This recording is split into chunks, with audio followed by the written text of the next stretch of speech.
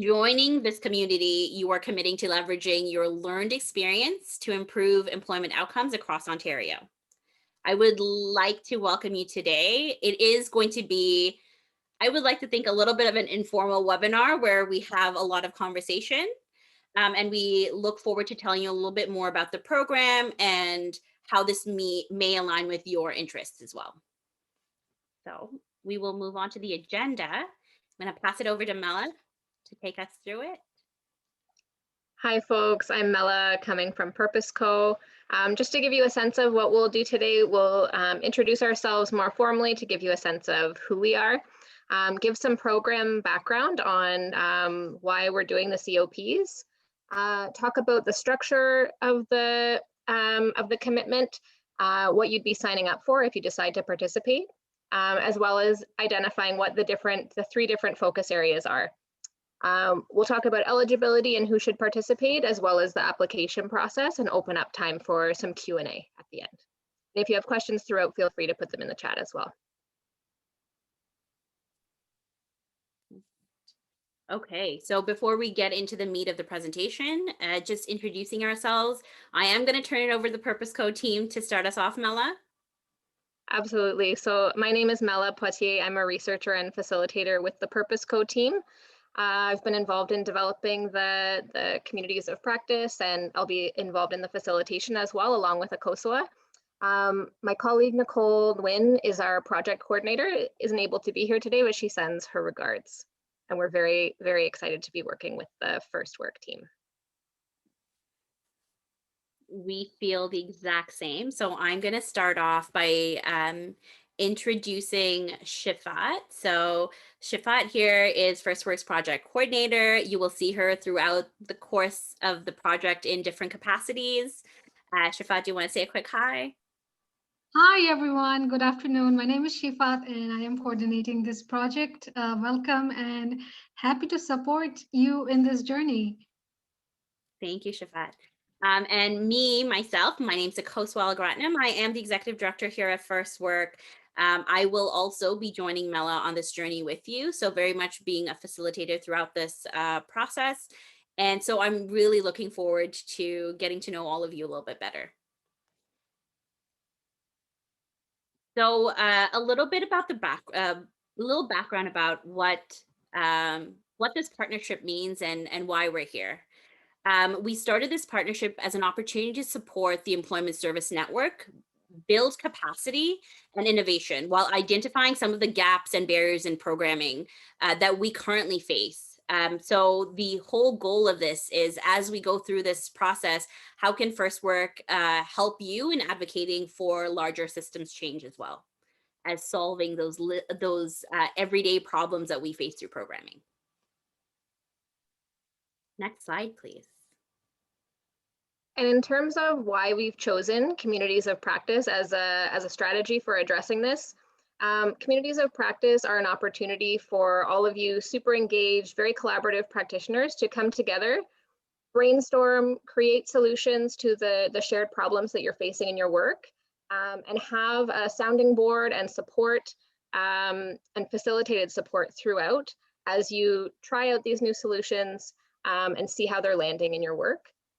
So the idea is that you, the practitioners, are using your own direct experience to find the solutions for the pressing issues that are affecting your work and your client outcomes as well. The spaces will be facilitated and supported by the Purpose Co team and the First Work team.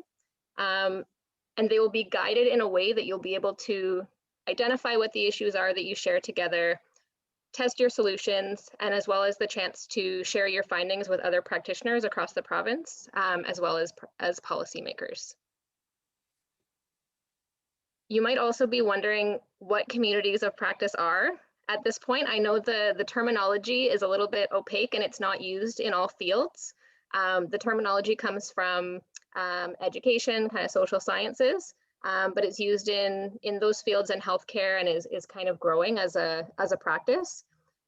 Essentially, it's a group of practitioners who work in the same domain and in similar roles, and they come together regularly to identify what their common problems are and work to collaborate and create solutions, and trialing them, bring them back to the team letting us know how it goes as you move along. You may have even been involved in a community of practice before, but it might have had a different name. So if you've been involved in any kind of regularly convening groups, maybe it was a committee, maybe it had a different name, where you're all in a similar role, working in a similar domain, tackling similar problems, and developing solutions to those problems, and having a place and a group to bring those to bring your efforts back to and to process them with. So you might have been involved in something like this before, but it might have been under a different name. So the characteristics of a community of practice. So typically these are quite small contained groups. So about 5 to 7 people ideally. Membership is voluntary, so it's not a mandatory group or a committee that your manager has put you on. It's voluntary, and people are joining because of their inherent interest and the shared need. The groups typically meet regularly, so once or twice a month is typical, to keep up the momentum and to make sure that you have space to do your trialing and to bring it back and report back. The members share similar needs and similar problems because you're working in a shared domain. You have a very similar scope of practice. And again, you're generating solutions, trialing them, and using the group time to troubleshoot and motivate one another. And in this case in particular, the meetings will be facilitated by some external folks, so the Purpose Co team and the First Work team, to take some of the planning work off of your plates. And they're planned in advance, usually with an agenda.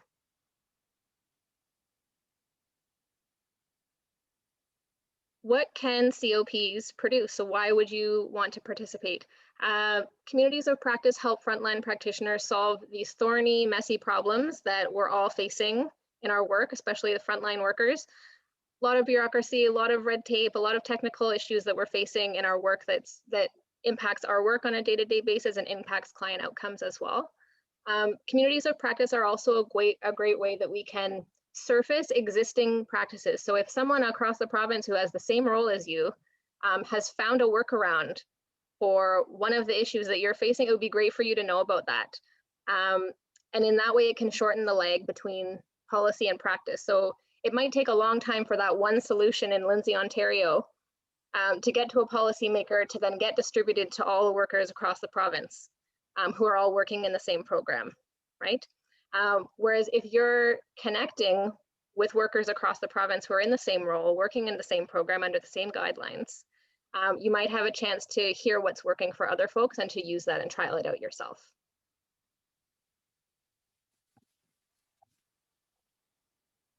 And let's look at some examples of a community of practice in action. So this might be as far away from us as immunologists who are testing out pilots for a new vaccine. I saw recently a community of practice for family doctors who are thinking about vaccine distribution and community outreach in their neighborhoods. Librarians who are interested in engaging isolated seniors, lawyers interested in restorative justice. So you'll notice these people are in the same role, same type of role, same occupation, and also have the same domains or same scope of practice or same population or demographic that they're working with. There's another famous example of Xerox technicians who got together and were sharing all their trial and errors of fixing the Xerox machines. This ended up turning into a huge global network, but it started off a very small community of practice of just a handful of practitioners who were sharing all their learnings along the way. And what they go ahead, Okoswa. Well, what I was going to say is and closer to home, it says an example would be business planning. So I know a lot of you would have had to submit your business plans by January the 25th this past week. And I know of a small group that got together to try to understand how COVID had affected their business planning, what changes they needed to implement, and to make sure that they were aligned with the ministry asks, so with government asks, but also more realistic on themselves in terms of what they can achieve through this COVID period. So that's an example of small COPs within our own network. And there is an excellent joke in the chat from Kelly. Did those Xerox technicians copy the successes of their peers? That's a great joke. Somebody had to make that joke. Thank you for that, Kelly. Workshops that I'm in have to be fun. Sorry, they just have to be fun.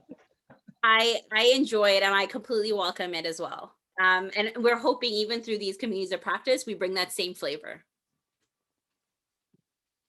So moving to our communities of practice, we are focusing on 3 practitioner-focused COPs for employment service agencies.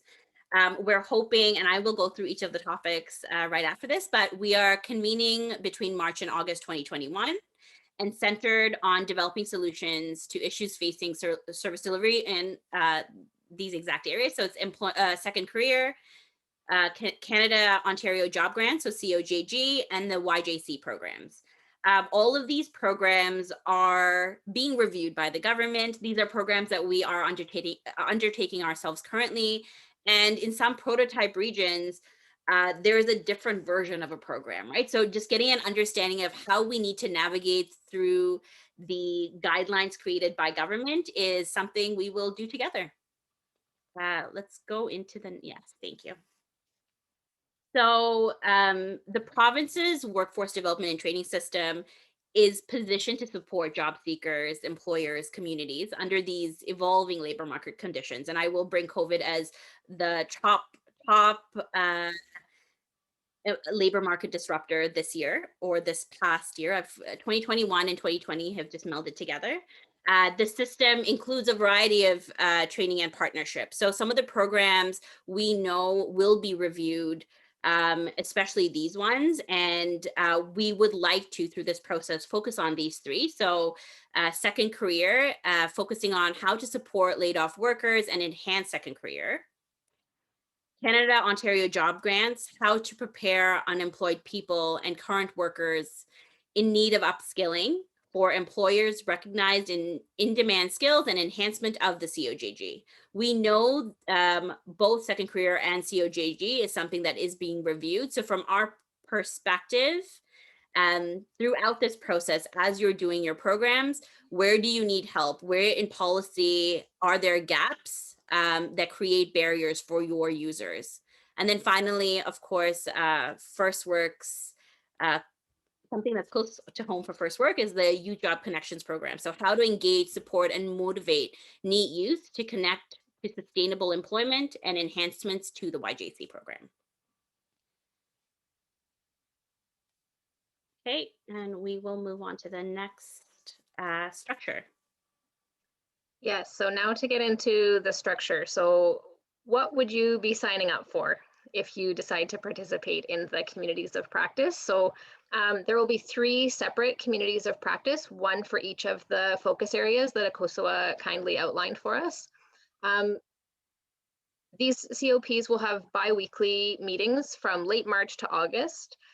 You should account for about 5 to 10 hours a month in terms of a time commitment. So attending the meetings will be about 3 hours a month. There'll be 2 90-minute meetings.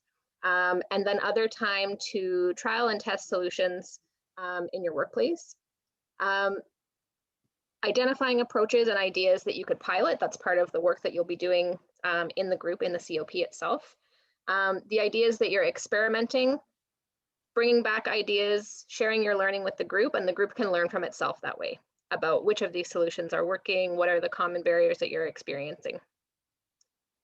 And the goal here is that the outcomes from the COP will be turned into accessible reports that will be thankfully completed by the Purpose Co and FirstWork team, so you don't necessarily need to have that on your to-do list.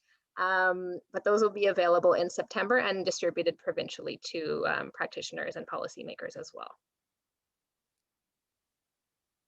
And that's exactly it. The end outcome through this process is, and we'll start by saying, and I keep reiterating, the COVID has impacted the programs we deliver, from the number of youth that sign up to the number of laid off workers in the space looking to apply for second career programs.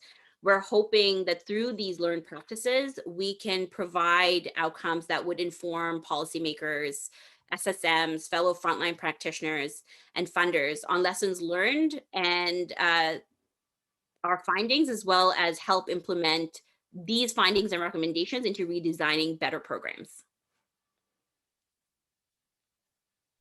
I see some excitement in the chat, which I'm really excited about. That's great. Okay, the who should. So employment service practitioners with experience in second career, COJG, and YJC. And we're asking for experienced and new practitioners. We seek both because, of course, we're looking for diversity, like diversity in experience and diversity in thought processes that are coming to the table. We're hoping that the person participating will have the autonomy and support in your role to implement these new solutions. You're eager and willing to collaborate and innovate.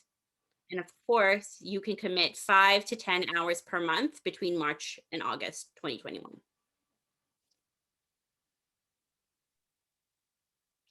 Thanks, Akliswa.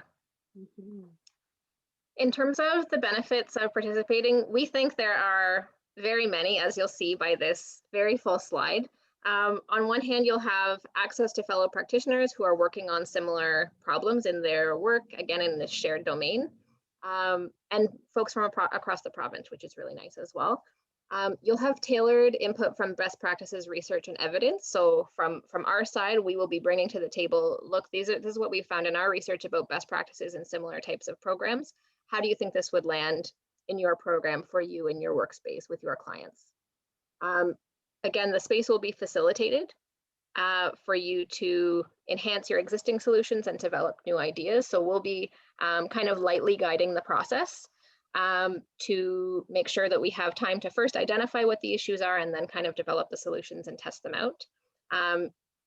You eventually will have time to test out those solutions in real time with a group of service providers in a simulated environment. So the idea is that on our end, for the Purpose Co and First Work team, that we'll be reaching out to service users in the program that are the focus areas, and asking them what solutions would make life easier for you in accessing services from this program.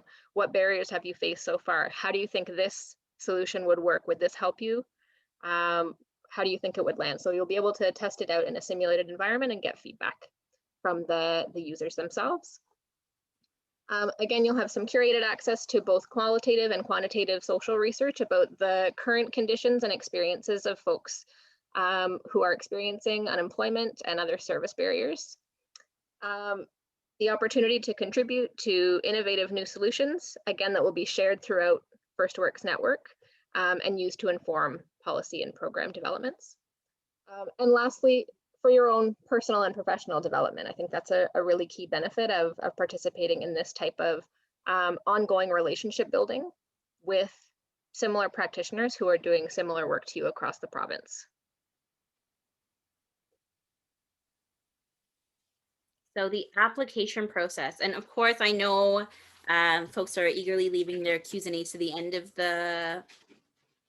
of our presentation, which will be shortly, but the application process is currently open. So it opened January 18th and will be open till February the 12th.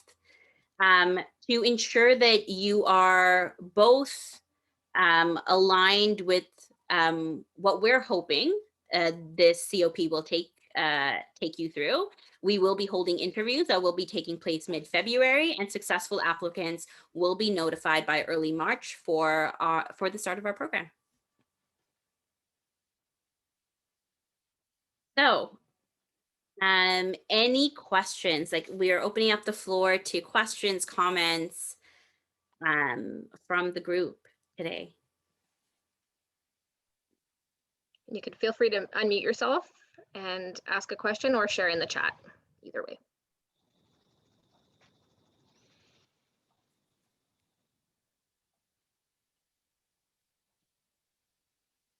Okay. Please, Kelly, go ahead. Okay, so I just got the information a couple days ago and I was reading it through and I've submitted my application. I've talked to a supervisor to make sure that the time commitment was good. and I just saw that there was interviews and there was a selection process, and I guess I missed that part. So I'm wondering, what is it that you hope to gather, or what information do you hope to garner from the interviews that would assist you in your selection of who is in and who is not, or who's working with who and who isn't, etc.? That's a great question. I have some thoughts on that. I'm happy to take that first. And Akosua, if you have any further comments. I think really we're just looking to make sure if we kind of reviewed, would you mind going back a couple slides, Shifat, to the who should participate?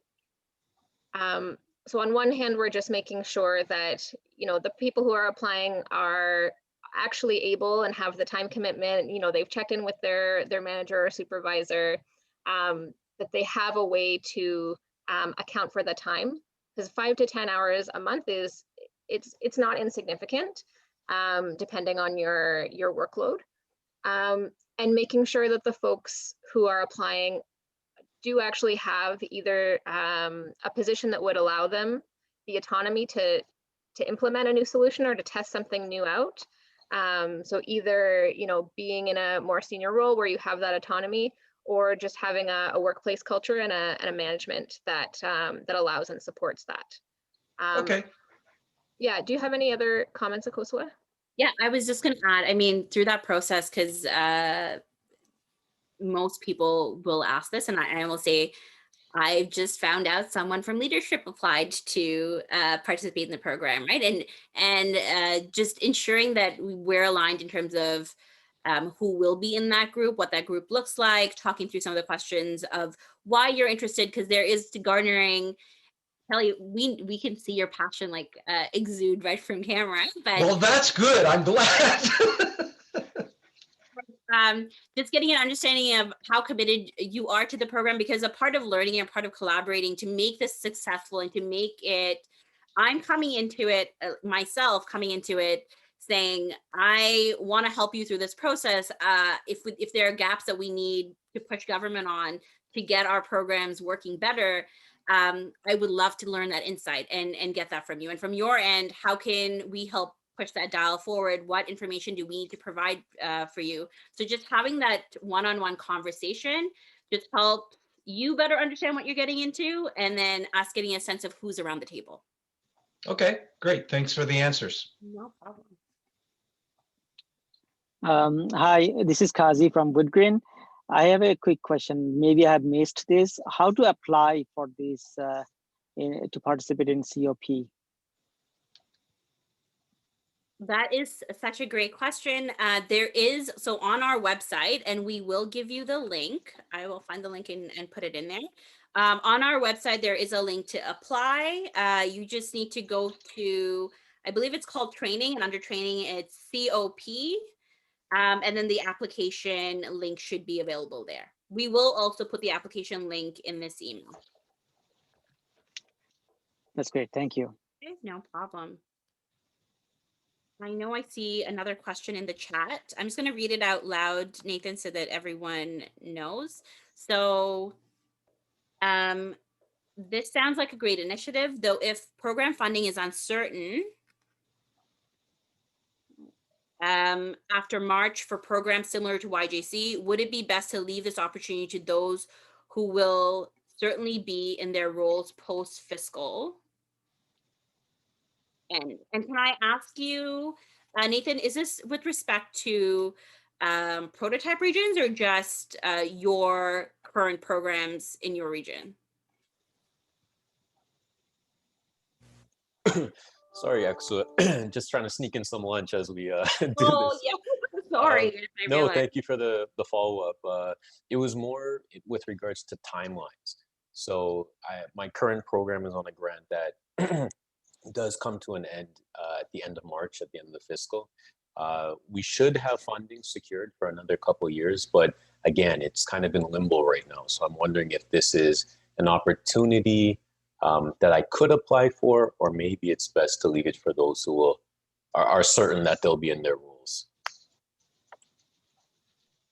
I would I would say apply given and on the assumption, because I know a lot of people go through their own business plans and their organizational changes. I'd say apply if you're truly interested. And then I know that you will find out closer to the March deadline, and we can, and if successful, like we cross that bridge when it comes. Absolutely. Okay. Yeah, I'm going to put in an application. Thank you very much. Sounds beautiful. We're looking forward to it. Awesome. And you're getting some love in the chat, Nathan, that some of your colleagues are in the same boat as you, so you're not alone on that front. So thanks for the question. That's perfect. So I have another question. It says, will there be representation from across all areas of Ontario? Will this factor in the selection process? That is a great question, Brad. Honestly, right now we're looking at who is applying, and it is dependent on who is like, let's say, and I'm going to give an example, ignoring the fact that Kelly is here from Lindsay. Let's say everyone from Toronto applied rather than anywhere else across Ontario. Then I know, harsh, right? But then we will, based on that fact, we'd have to tweak it to be like Toronto centric. So if everyone across Ontario applied, we will definitely keep a lens of that in mind. But of course, the larger perspective is the individual and how they align with the group. Yeah, I just wanted to make sure that there was representation from the north. I appreciate that, Brad. Yeah, great question, Brad. There are more questions. Let me just go through some of them. Did I miss any? Okay, Jessica. Must you identify for which program you will represent in the application, or will this be determined during the interview process? That is a great question. Molly, do you want to take it? I believe in the application process, you do have a space to, essentially, we would like folks who are actively engaged in one of the 3 areas.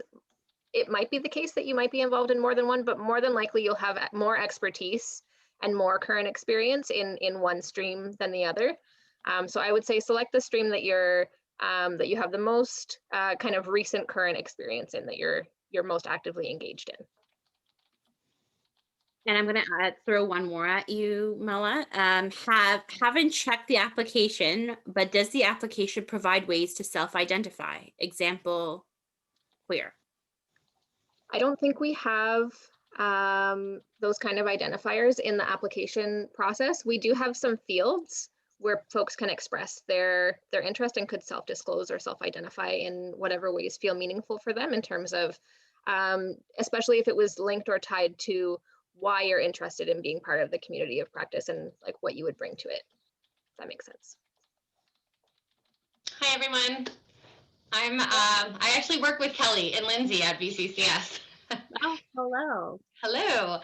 You answered a previous question with regards to applying and looking for people that are actively in that program. We're currently, due to the transformation, we are not running with the YJC program anymore. But I have been working with it for the last working in that program for 5 years. So would you think it would be beneficial for me to still apply? Honestly, I would say, and this is, and I know I did bring this up because the prototype regions, and I have noticed this as something that has been brought up in all our regional meetings. There is a definite YJC miss or a youth focus missing in throughout these regions. So if that is something you are working on, or is there a similar program, like you are focused on youth through your prototype streams? Yes. We have the Y-STEP program that is federally funded running, but I'm not working in that program. Yeah, so as long as it follows, like ideally it follows a similar format or can contribute similarly, because what's going to happen through the process, and is it Melissa? So what's going to happen through this process is you are going to practice and trial and error your certain program based on conversations around the table, right? So it won't just be adding input to previous programs, but rather trying out new programs in your area. So if whatever program that you're undertaking follows a similar format or can inform that program, then yes. If not, it might be harder for you to go through the selection process, or sorry, through the COP process.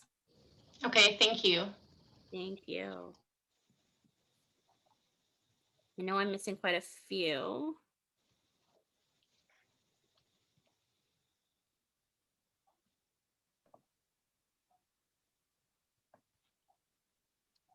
Brad's asking about receiving the slide deck. I know the session is being recorded and will be available for anyone who registered. Sharing the slides, I'm not sure, are we doing that as well, Akosua? We can definitely share pieces of it. So like all the information, Brad, is available on our website, and you will get the webinar so you can go through all of it clearly. I hope that helps answer your question. Okay, perfect.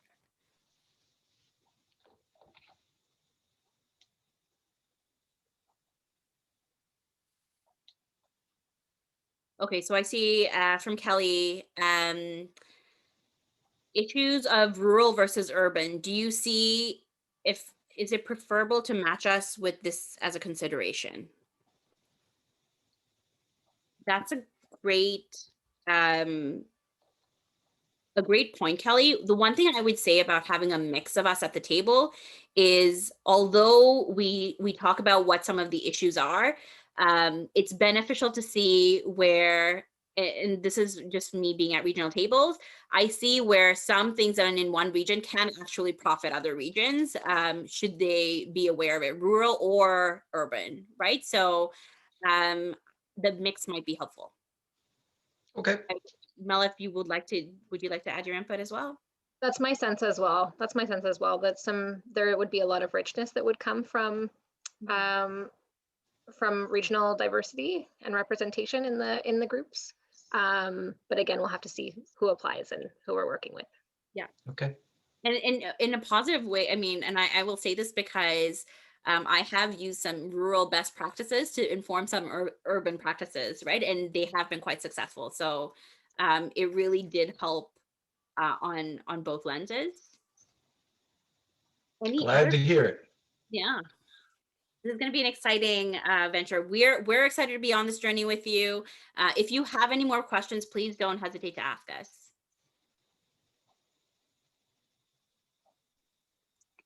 I had the question on the chat. It says, should people apply separately for each of the focus areas? Yes, please. So, Kwazi, can I just ask you, are you saying like you individually are applying for 3 different programs, or you're like each of you within your organization are applying to different programs? Each of our organizations. Yeah. So if there are individuals that are interested in particular programs, it would be an application for each of the separate EOPs. Okay, great. Thanks, Akosua. No problem.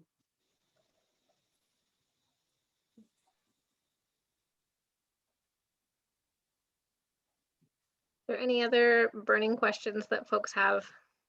Wondering whether this had been promoted with educators, may further help with engagement in the education systems.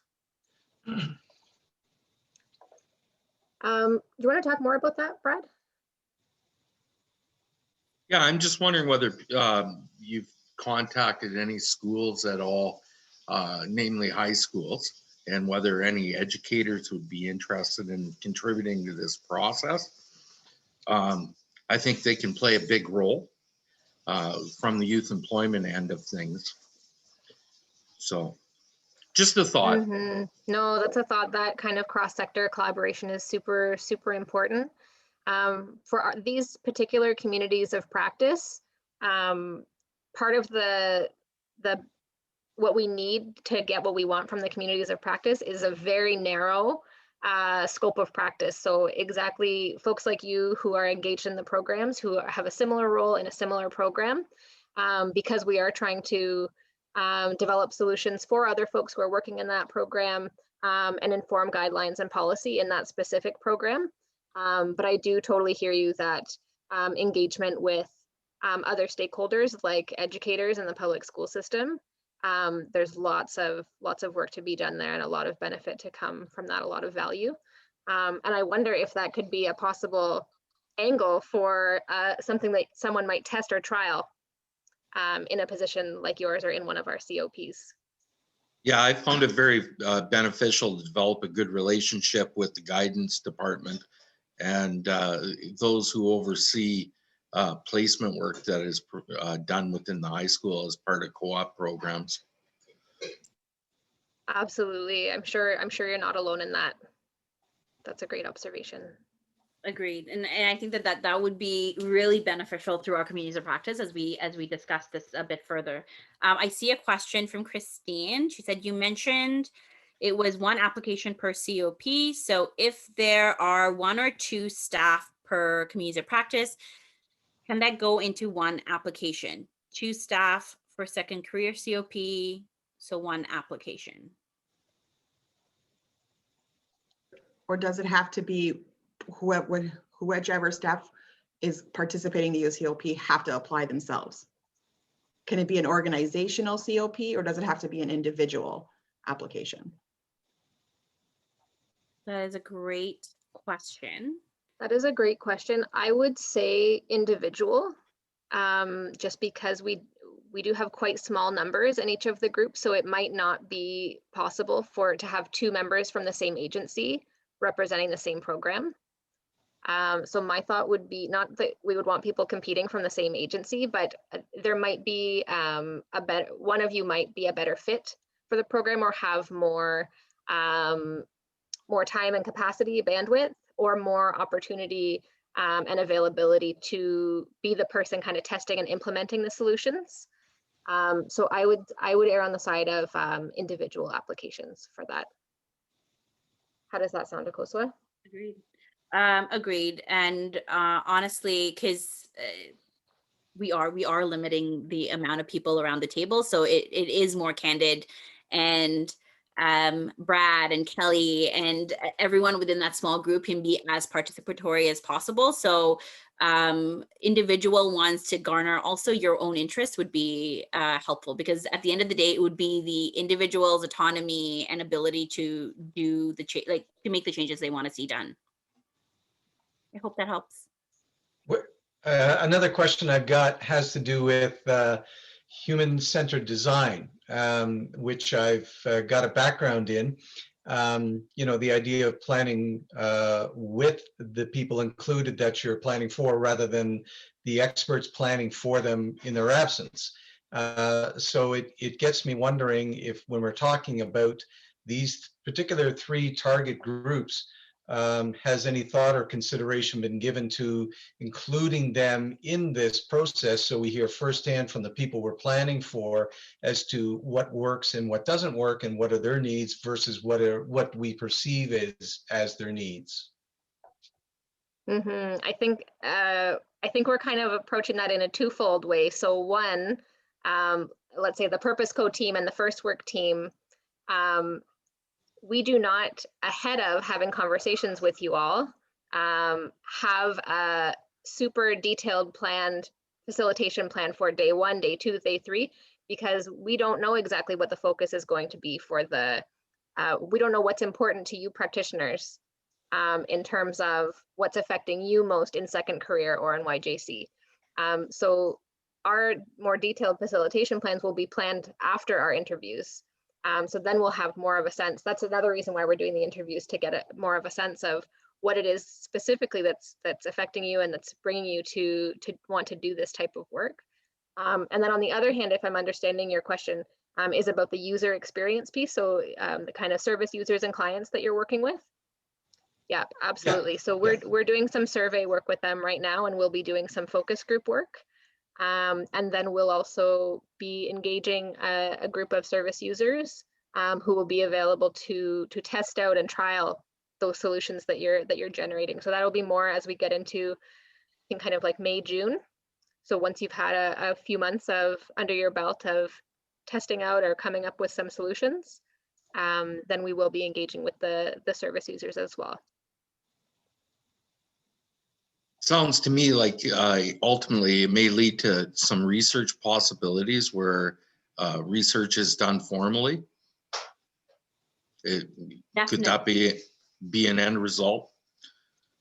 Definitely. So throughout this process, thank you for that comment, Brad. Throughout this process, research will help inform, and also research will come out of it to inform the larger like policy change, government advocacy, recommendations to SSMs, to policymakers, right? And Kelly, and to also completely in solidarity with Mela and agreeing with her, we are going to be, and you will see soon, our social media populated with end users answering survey questions. So we want to get a sense of what the unemployed, what the state of the sector looks like for those that are unemployed, what the job seeker.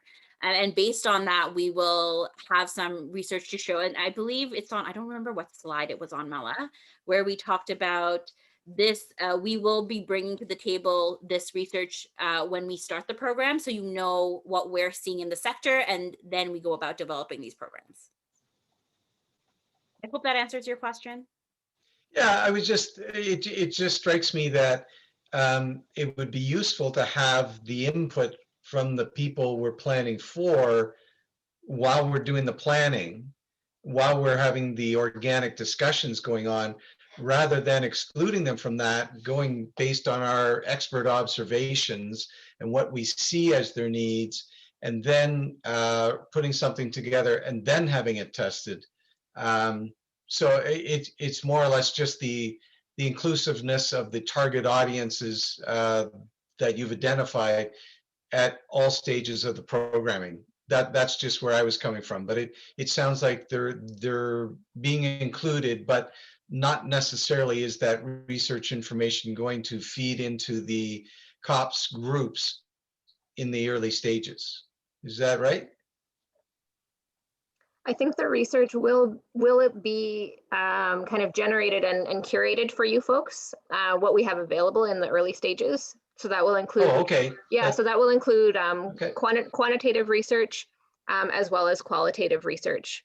So that will be in the form of surveys and focus groups with some end users. But okay, then, yeah, thanks, this kind of simulated testing and trialing will happen a little bit later on in the late spring.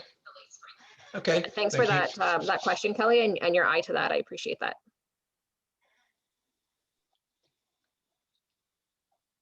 Completely. I will officially stop asking questions now. No, it was great. It provides information for everyone else that's on the call as well. So thank you very much.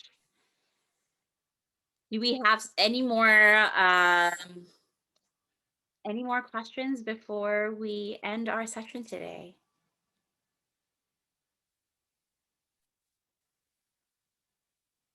If you're like me and you need some time to process things before the questions come to you, you can feel free to reach out and contact us. Our contact for right now is Shifat. So you'll see Shifat's email here, shifat@firstwork.org. We can put that in the chat as well. So if you have any questions that come up between now and when the applications are due on February 12th, please do not hesitate to reach out. We'd be happy to answer your questions and best support you.